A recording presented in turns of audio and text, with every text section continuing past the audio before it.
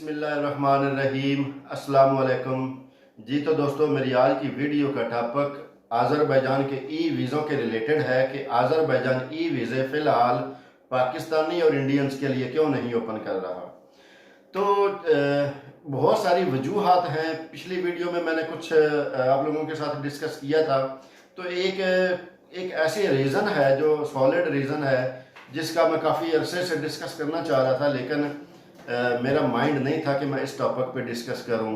लेकिन बहुत ज़्यादा दोस्त ई वीज़ों के रिलेटेड पूछते रहते हैं कि पाकिस्तान के आज़रबाईजान के साथ इतने ज़्यादा अच्छे रिलेशन हैं, तो ये फिर पाकिस्तानियों के लिए वीज़े ओपन क्यों नहीं कर रहे।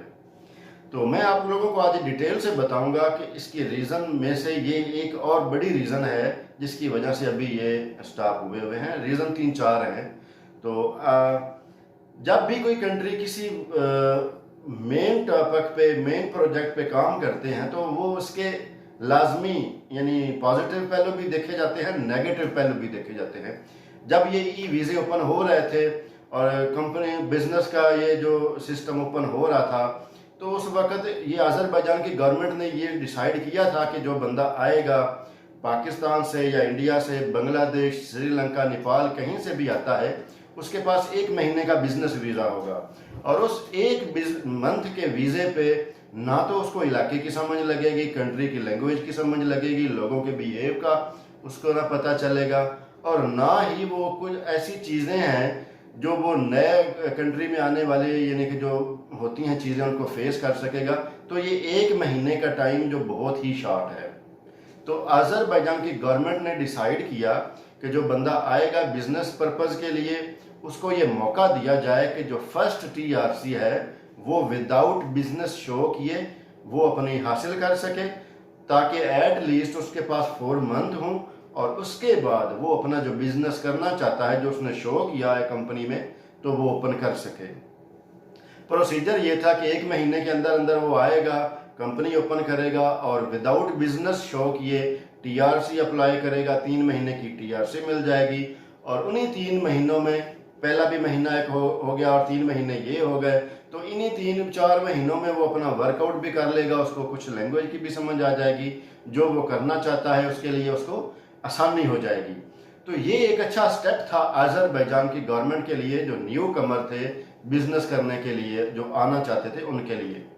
और ये एक बहुत ही यानी गोल्डन चांस, एक गोल्डन अपॉर्चुनिटी, एक किस्म की फ्री सारी चीज़ें उसको मिल रही थी। तो हुआ क्या कि पाकिस्तान, इंडिया, बांग्लादेश, श्रीलंका, नेपाल, ये 5 कंट्री, यहाँ से जो लोग एजेंट हजरात हैं जो मुख्तलिफ लोगों को यूरोप का, अमेरिका, कनाडा का झांसा देकर बुलाते थे आज़रबाईजान में, और उनसे उनकी डील ये हुआ करती थी कि हाफ पेमेंट आप हमें आज़रबाईजान पहुँच के देंगे, आज़रबाईजान के बाद आपका यानी कि वीज़ा लगेगा यूरोप का या अमेरिका, कनाडा का, तो बाकी की हाफ पेमेंट आप हमें फाइनल डेस्टिनेशन पे पहुंच के देंगे। तो आज़रबाईजान में आने के बाद 3 महीने की TRC पे आपको सिवाय ईरान के कहीं का वीज़ा नहीं मिलता। ठीक है। तो हुआ इस तरह कि जो जैसे जैसे लोग आते गए वैसे वैसे रश बढ़ता गया। एजेंट हजरात ये जो $24 का, $24 का ई वीज़ा था, उन्होंने $5000 में, $3000 में, जहाँ जिसका जो सेटिंग हुई उसने वैसे उसका यानी कि इस्तेमाल किया, पैसे लिए, और यहाँ पे आज़रबाईजान में फिर उनको बेयारो मददगार छोड़ दिया गया।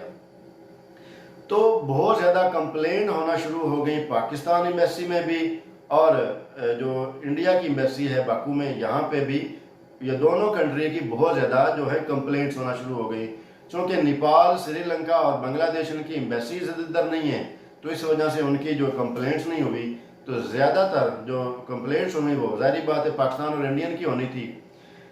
तो इस तरह फिर ये केसेस बढ़ते गए, बात इमिग्रेशन तक गई, बात इनके बड़े मेन डिपार्टमेंट जो इमिग्रेशन और पुलिस मिक्स है और जो इनकी इंटेलिजेंस है, वहाँ तक ये आहिस्ता आहिस्ता बहुत बढ़ती बात बहुत ज़्यादा फैल गई कि ये इस तरह ये जो लोग हैं, ये बजाय इसके कि बिजनेस करने के लिए इनको अपॉर्चुनिटी दी थी, वो ये तो मिसयूज़ कर रहे हैं। फिर जाके एम्बेसीज इन्वॉल्व हुई। जारी बात है एम्बेसी का काम होता है कि वो अपने जो लोग होते हैं उनकी हेल्प करें। तो एम्बेसी ने ये कहा कि इमिग्रेशन को यह मशवरा दिया गया कि आप इस तरह करें, ये जो जेन्युइन बिजनेसमैन हैं उनको ही टीआरसी दें, जो फेक लोग हैं, जो बस जो एजेंट हजरात फेक लोगों को लेकर आते हैं उनको टीआरसी ना दी जाए। तो वो फिर इन्होंने सोचा कि ये इसका पता कैसे चलेगा कि ये जेन्युइन बिजनेसमैन है, ये फेक बिजनेसमैन है। तो उन्होंने जो टेम्परेरी 3 महीने वाली टीआरसी थी वो बंद कर दी और उन्होंने ये लाजमी शर्त दे दी कि आपने जो बिजनेस शो करने के लिए रिक्वायरमेंट है टोटल उसको फॉलो करना है, एम्प्लॉयज शो करने हैं, कॉन्ट्रैक्ट शो करना है, आपका बिजनेस रनिंग में होना चाहिए, इमिग्रेशन आके वेरीफाई करेगी। तो ये सारी चीज़ें जो थी वो उन्होंने लाजमी करार दे दी, जिसकी वजह से 3 महीने की टीआरसी भी लोगों की रिजेक्ट होना शुरू होगी। जो लोग कोविड से पहले रह के गए हैं या जो अभी तक भी रह रहे हैं उनको ये अच्छी तरह बात मालूम होगी कि टीआरसी रिजेक्ट होना शुरू हुई थी और उसकी रीज़न भी पूछते थे। तो उसकी रीज़न बेसिकली ये थी क्योंकि अज़रबैजान की गवर्नमेंट नहीं चाहती कि हम पाकिस्तानियों को या इंडियंस को या कोई भी फॉरेनर हो, हम ये इस धोखाधड़ी के चक्रों में हम उनको जेल भेजें और अपने कंट्री में ये बात ज़्यादा फैल जाए कि यहाँ पे ये हो रहा है। तो वो बेहतर यही सोचते थे कि जो इस किस्म के लोग होते थे उनको या तो डिपोर्ट कर दिया जाता था या फिर उनको वार्निंग दी जाती थी कि आपके खिलाफ ये कंप्लेंट आ रही हैं, इसको या तो इसके जो अजाला जो है उसका दो, पूरा डैमेजेस इसके क्लियर करो, या फिर तुम्हें डिपोर्ट कर दिया जाएगा। तो जो इस केस को क्लियर कर लेते थे वो रह जाते थे, जो नहीं करते थे उनको डिपोर्ट कर दिया जाता था।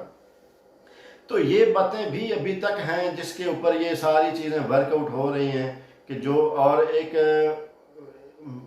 नया भी जो है लॉ आने वाला है फॉरेनर के लिए, बहुत जल्द मैं आपसे शेयर करूंगा इसी बिजनेस के रिलेटेड, टीआरसी के रिलेटेड। और जो ये लोगों को लाकर यहाँ पे लूटते हैं ये स्पेशली उनके अगेंस्ट है कि जो पाकिस्तान से इंडिया से लोगों को यहाँ पे लेकर आएंगे, उनके साथ फ्रॉड करेंगे, अगर उनके ये प्रूफ साबित हो जाते हैं तो वो फिर उनके लिए एक बड़ा ही सख्त लाया जा रहा है।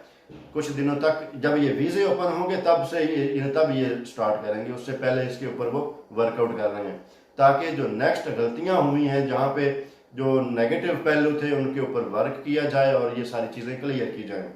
एक रीज़न इसकी ये भी है ई वीज़ा इशू ना होने की। तो चूंकि पाकिस्तानियों के साथ अज़रबैजान के बहुत ज़्यादा अच्छे रिलेशन हैं, इसलिए हमें पता है जो अज़रबैजान में आ चुके हैं विजिट के लिए, बिजनेस के लिए, स्टूडेंट, उन सब को पता है कि हमारी इतनी रिस्पेक्ट यहाँ पे है कि हम बता नहीं सकते। हमें देख के इतनी खुशी होती है, किसी शॉप में जाएं, रेस्टोरेंट में जाएं, पुलिस स्टेशन में जाएं, इमिग्रेशन ऑफिस में जाएं, एयरपोर्ट पे आएँ, हमारा वेलकम किया जाता है।